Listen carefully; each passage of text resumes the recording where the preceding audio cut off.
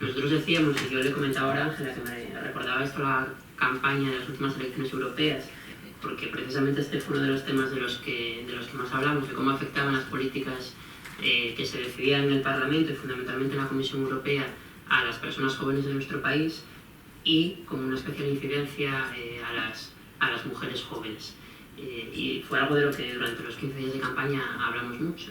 Y hoy sigue siendo un tema igual de vigente, porque a pesar de que el Parlamento se ha renovado y la Comisión también, pues bueno, parece que tanto desde los organismos europeos como desde los gobiernos nacionales parece que no han cambiado mucho las políticas y la situación sigue siendo igual.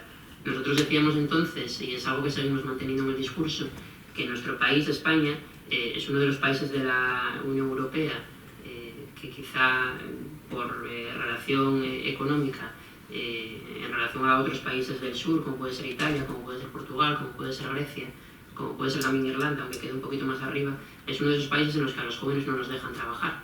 Y es que hoy a un 45% de los jóvenes de nuestro país no nos dejan acceder al mercado laboral. Y no porque no tengamos una formación, hoy en nuestro país somos una de las generaciones mejor formadas de la historia de España, sino porque de manera permanente las contrarreformas laborales que primero el Partido Socialista, lo que aquí se llaman socialistas y demócratas creo, y luego Partido Popular, lo que aquí se llaman conservadores o Partido Popular Europeo, pues han ido haciendo, cercenando los derechos laborales de las personas jóvenes. Hoy ese 45% de jóvenes no nos dejan trabajar y son solo cifras oficiales, porque eso no tiene en cuenta los 140 jóvenes que día tras día en nuestro país emigran a otros estados, fundamentalmente de la Unión Europea, o esos jóvenes que fruto del desánimo pues se dan de baja de los servicios públicos de empleo y no renovan su demanda. Con lo cual la cifra se sitúa muy por encima de ese 45% que reconocen las estadísticas. E incluso las personas que nos permiten trabajar lo hacen bajo la más absoluta precariedad, con contratos temporales, con bajos salarios, con baja protección social o con la utilización de las becas y las prácticas como subterfugios para no reconocer una relación laboral que no reconozca un salario digno y unos derechos. Y esto en mujeres jóvenes tiene todavía una doble discriminación, la que tenemos todos y todas por ser jóvenes y la que tienen las mujeres jóvenes por ser además de jóvenes mujeres. Y en ese sentido uno de los aspectos fundamentales es el tema de la brecha salarial. Por realizar el mismo trabajo en España, las mujeres cobran de media en salario bruto casi un 24% menos por realizar el mismo trabajo. Y eso es algo también fruto de las reformas laborales y de la liberalización o la flexibilidad a la que aludía Inés, de reformar cada vez más y flexibilizar el mercado laboral. Y además de no permitirnos ese acceso al mercado laboral, tampoco, o cada vez nos dificulta más el acceso a la educación superior, a través de la imposición de tasas y a través de la imposición de gravámenes que hacen que las hijas y los hijos de los trabajadores pues cada vez podamos acceder menos a los estudios superiores, que no deja de ser una manera de convertir la universidad pública pues de alguna manera en una universidad a la que solo puedan acceder las élites, como pasaba no hace tantos años en nuestro país. Y fruto de que no nos dejan acceder a la educación superior y fruto de que no nos dejan trabajar, tampoco nos dejan emanciparnos. Y hoy yo creo que la tasa de emancipación juvenil en España es una de las más bajas de Europa, que se sitúa en torno al 18%. Solo el 18% de los jóvenes y las jóvenes de nuestro país nos hemos independizado de nuestra residencia familiar. Y esos jóvenes que se han independizado dedican el 80% de su salario mensual a pagar el alquiler, cuando existen directivas europeas que fijan en un máximo de un 30% para dedicar al alquiler en personas jóvenes. Con lo cual yo creo que todo eso son barreras que nos van poniendo a las personas jóvenes en nuestro país, en las que el Parlamento y la Comisión Europea tienen mucho que decir, porque hoy en día prácticamente el 80% de nuestra legislación son transposiciones de directivas y prerrogativas europeas. Voy un poco más lento para la traducción. Y hace un poco el balance de la realidad económica y social que vivimos las personas jóvenes en nuestro país. Y todo eso lo que viene es, o la consecuencia fundamental es un aumento, un incremento de la pobreza. Un incremento de la pobreza, hacía referencia la eurodiputada de Hungría, de la pobreza en las personas jóvenes y fundamentalmente en las mujeres jóvenes. En los últimos 4 años la OCDE dice que se ha doblado la pobreza en nuestro país, ha pasado de un 9 a un 18%, pero es que además el riesgo de pobreza en personas jóvenes hay también una brecha, como lo existe en los salarios. En hombres jóvenes que viven solos es del 22%, pero en mujeres jóvenes que viven solas es del 47%. Con lo cual también ahí vemos la doble discriminación que existe por ser joven y por ser mujer.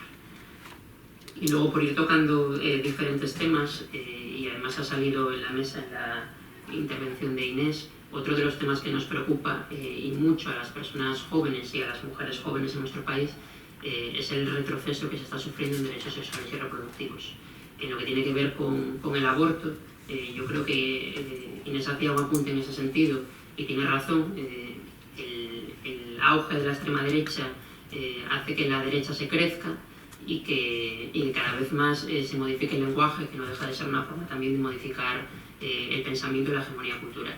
Y en los últimos años hemos dejado de hablar de aborto, incluso por gobiernos que se dicen de izquierdas, como fue el gobierno de José Luis Rodríguez Zapatero, y hemos pasado a hablar de interrupción voluntaria del embarazo o de derechos sexuales y reproductivos en carácter mucho más general.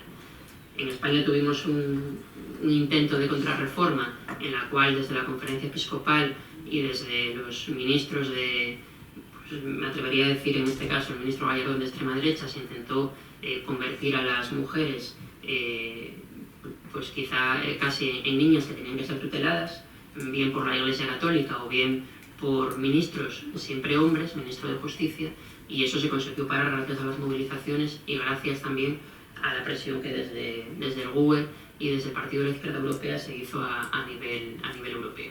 Pero ahora nos encontramos con otro intento que es que incide de manera exclusiva en las mujeres jóvenes.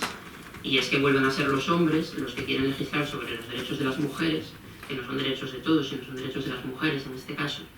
Y lo que pretenden es que las menores de edad, de 16 y 17 años, tengan que tener un consentimiento familiar para poder realizar un aborto.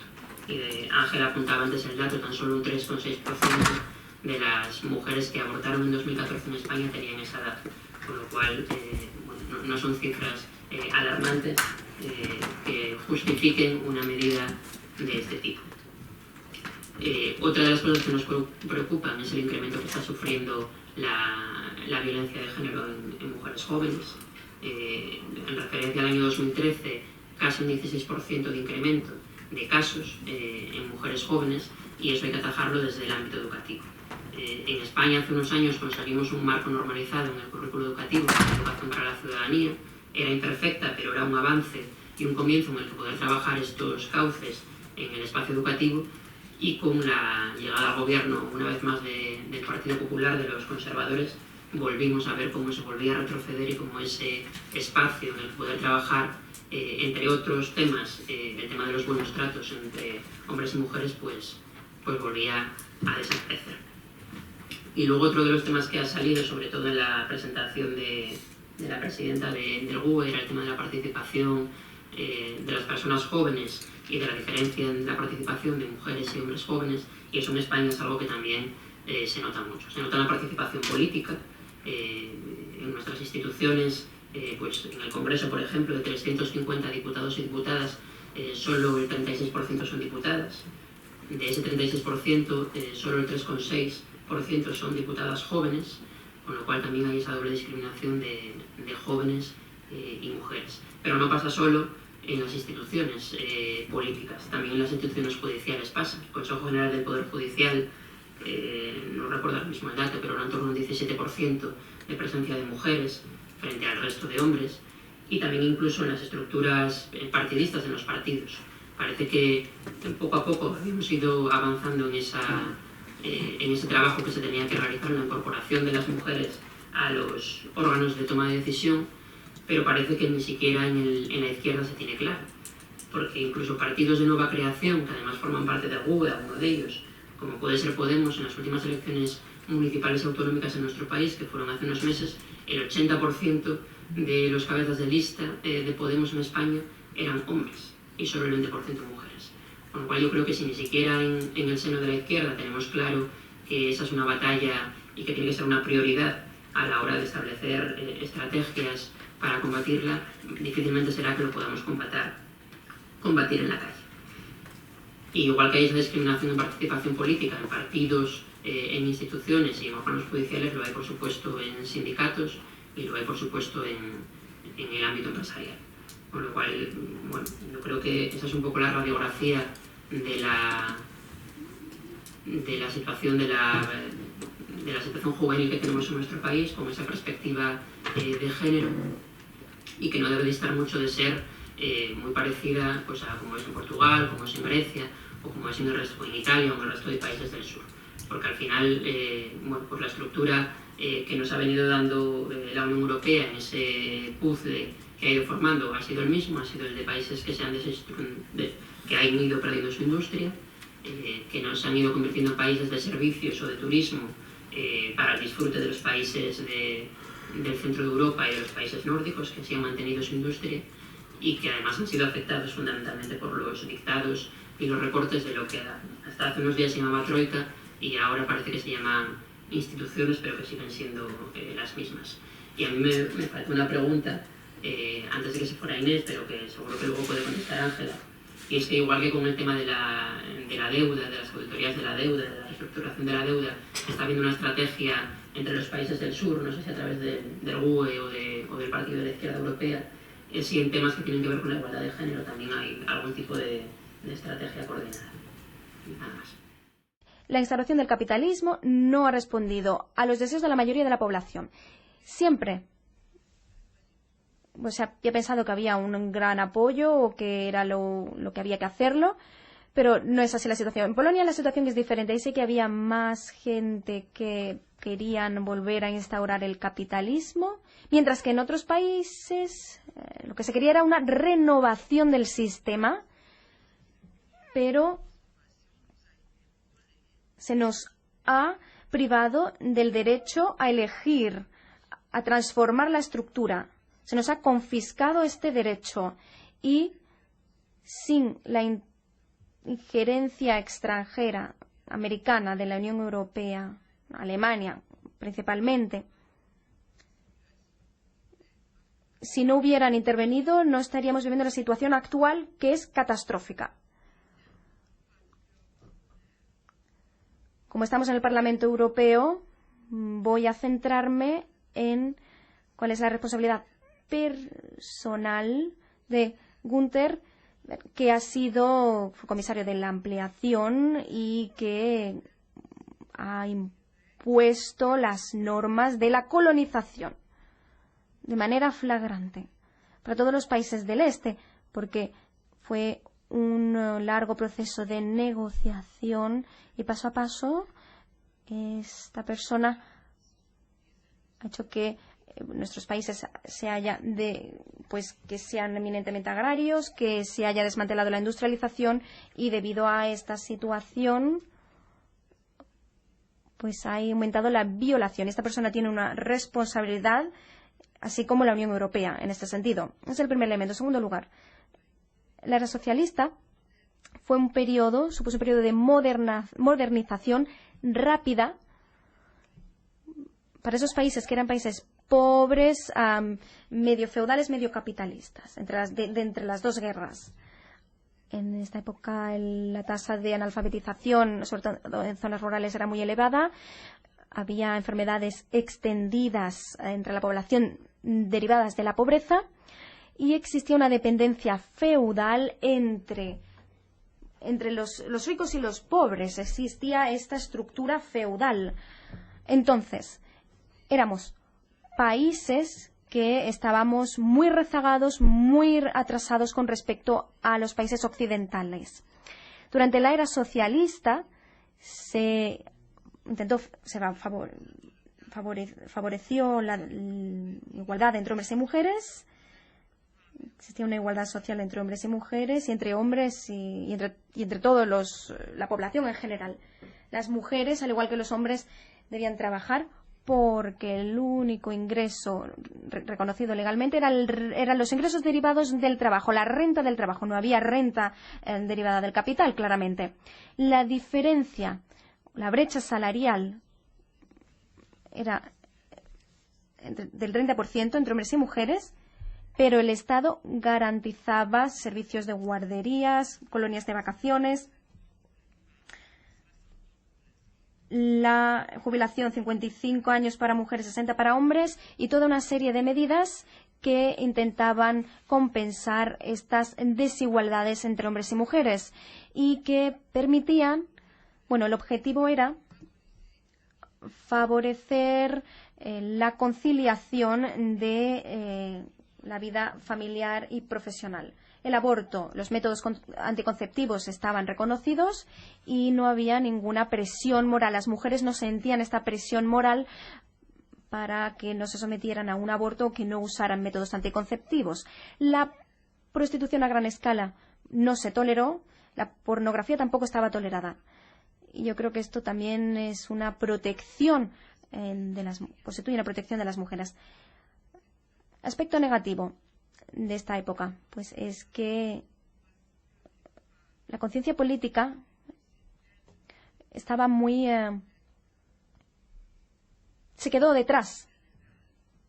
Las mujeres obtuvieron estos avances porque venían del Estado, pero no había ningún movimiento de reivindicaciones para conseguirlo. La palabra feminista es una palabra que tiene un gran rechazo, sobre todo entre la mayoría de las mujeres, porque eso significa que las mujeres están en contra de los hombres. Esta es la concepción general. Y el segundo aspecto que yo creo que caracteriza la situación y hace que sea tan complicada es que la primera generación de las mujeres que han vivido esto, para ellas fue una vida muy, muy difícil porque no había electrodoméstico que facilitasen las tareas domésticas, lavadoras, lavavajillas, etcétera, y por ello las mujeres tenían que trabajar muchísimo fuera del hogar y luego al regresar a casa en el hogar.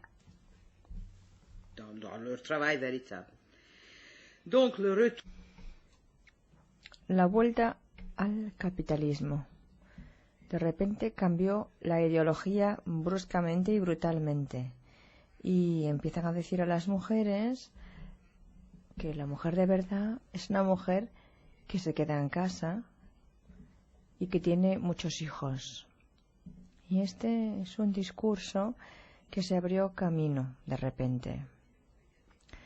Hay que recordar que hay las familias católicas y los políticos, e incluso hay políticos que tienen hasta 5 hijos. O sea que han hecho de esto un modelo de vida. Por ejemplo, Humbert Víctor, nuestro primer ministro, un hombre muy conocido por su manera de ser, tiene 4 o 5 hijos, está muy orgulloso de su familia, los lleva a todos los sitios para que se lo vean. Es un modelo ideológico, sobre todo, que va acompañado, no obstante, de una bajada de la natalidad, pero que al mismo tiempo ha cambiado la confianza de las mujeres en su papel social. De repente se ha perdido el modelo femenino. Había un modelo que funcionaba bien para las mujeres, trabajar, ser como los hombres. De repente damos marcha atrás y nos dicen, no, está muy bien que os quedéis en casa. La mujer de verdad es la que se queda en casa. Hay otro efecto catastrófico que es la pornografía. En países puritanos, de repente la pornografía estalló y en los primeros 5 o 10 años en los kioscos de periódicos, las revistas pornográficas estaban en la portada, en los escaparates. Entonces pasaron años para decir, bueno, ya está bien, entonces, por lo menos que se oculte, que no se pongan los escaparates. Esto en nombre de la libertad. Otro tema es la prostitución. Sabéis muy bien que en los países ricos como Suiza, Alemania, Países Bajos, se ha legalizado la prostitución y las prostitutas vienen de los países del este, otros países naturalmente en desarrollo, muchos países desarrollados, pero sobre todo del este. Y se trata sobre todo de niñas, de chicas muy jóvenes. Todo está vinculado. Hay un empobrecimiento catastrófico y para las chicas jóvenes existe esta salida hacia la prostitución en los países occidentales, y detrás de esto hay redes mafiosas que se abren camino, y estas redes mafiosas al mismo tiempo sirven para el comercio de mujeres y también comercio de drogas, tráfico de humanos, tráfico negro, en donde hay una violencia física ejercida contra los pobres, indispensable para que pueda materializarse. Y esto, naturalmente, se ve sobre todo en las provincias en donde el empleo normal, habitual, regular, ha desaparecido a causa de la desindustrialización impuesta por la Unión Europea y la manera en la que nuestros países han podido adherirse a la Unión Europea. Occidente, los países occidentales crean las ONGs. Uno de los temas centrales es el feminismo. Los temas ecológicos. Hay 3 o 4 temas principales y el feminismo siempre entre los primeros. Uno de los temas es también mantenimiento de la prohibición de la prostitución. Ahí seguimos nosotros todavía. La lucha contra la violencia contra las mujeres, que también es un tema sobre el cual empezamos ahora recientemente a sensibilizar a la sociedad.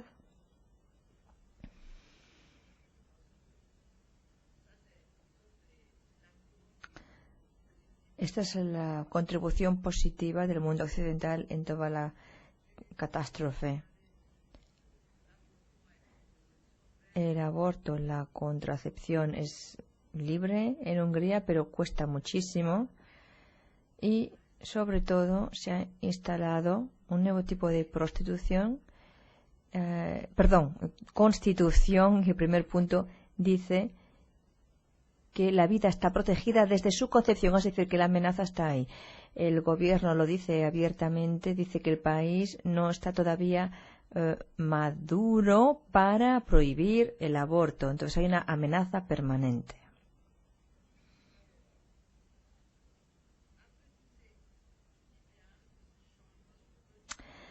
Esta vuelta al capitalismo es un shock, porque fue brutal y rapidísimo.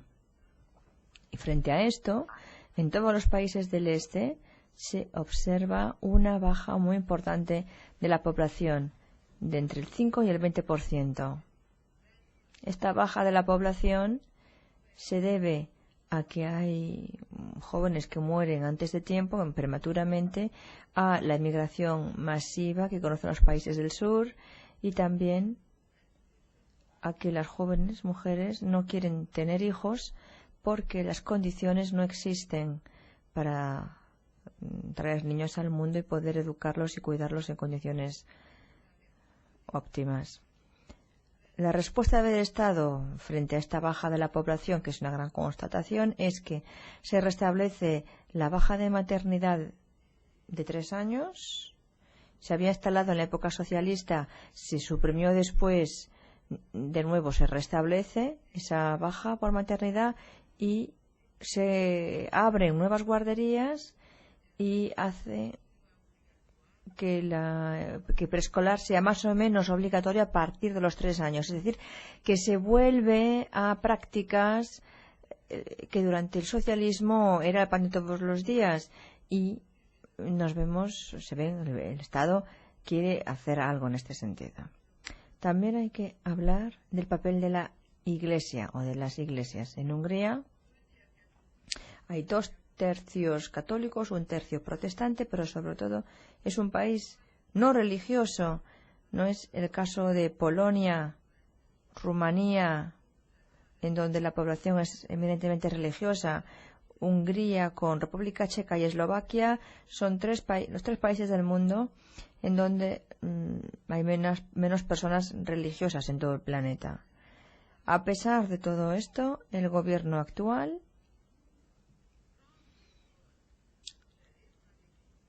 quiere que la Iglesia gestione los colegios. Entonces el Estado paga y es una manera de hacer una sociedad a dos velocidades. Las escuelas de calidad que están a favor de la Iglesia, las escuelas públicas de baja calidad para los muy pobres. Es decir, que podemos establecer estas dos diferencias entre los jóvenes. Entonces, visto que la población no es religiosa, ¿por qué se hace esto? Pues nosotros lo veremos con el paso del tiempo cuál va a ser el efecto de esta práctica, pero pensamos que es para dirigir a la población a la obediencia. Observáis reglas que no son las vuestras, pero es una hipocresía generalizada. Se crea una élite que acepta aplastar a los otros y que es hipócrita y que da falsas apariencias. Y la Iglesia, protestantes y católicos, juegan a esto gracias a la financiación estatal y se dan más visibilidad en la sociedad. También hay que hablar de las condiciones laborales muy arduas. Las multinacionales observan la legislación laboral, pero no con todo lo que es subcontratación, pymes. En este sentido, las condiciones laborales son muy duras. Se trabaja de 10 a 12 horas. Las mujeres tienen que levantar pesos de 35 kilos, mujeres de 45 años que ya no están preparadas para coger estos pesos. Y todo esto porque hay una presión enorme sobre las pymes, de tal manera que no pueden sobrevivir si no les explotan hasta la extenuación. Y luego está el trabajo clandestino, generalizado. Se trabajan 4 horas declaradas, pero se trabajan 12 horas en general. Y esto es una práctica completamente generalizada. Y nosotros consideramos que los países del este han sido colonizados por los países occidentales, los países de la Unión Europea, en su conjunto. La consecuencia es la desindustrialización catastrófica, pérdida de empleo, presencia de mafias de todo tipo en la sociedad y en su conjunto esto ha hecho la vida muy difícil para hombres, mujeres y niños, para todos. La Unión Europea ahora está sensibilizándose con el tema de la violencia, igualdad de salarios, pero no tiene políticas para frenar esta tendencia catastrófica que estamos observando. Después de estar toda la mañana viendo los distintos aspectos de los distintos países en este tema, es que estamos verdaderamente ante un ataque a todos nuestros derechos fundamentales y sobre todo en el aspecto que nosotros tratábamos de género. Creo que estamos sufriendo un retroceso muy importante, las mujeres, en nuestros derechos, en temas fundamentales como son los derechos del aborto, el derecho de decisión, los derechos reproductivos, la igualdad salarial. No solamente no avanza, sino que está retrocediendo con la excusa de la crisis. La feminización de la pobreza está ahí, no es evidente que además con afán de perpetuarla, porque las personas mayores que no pueden cotizar, que no van a tener una pensión o que van a tener pensiones muy pequeñas, van a seguir haciendo, consolidando esa pobreza femenina por generaciones, ¿no?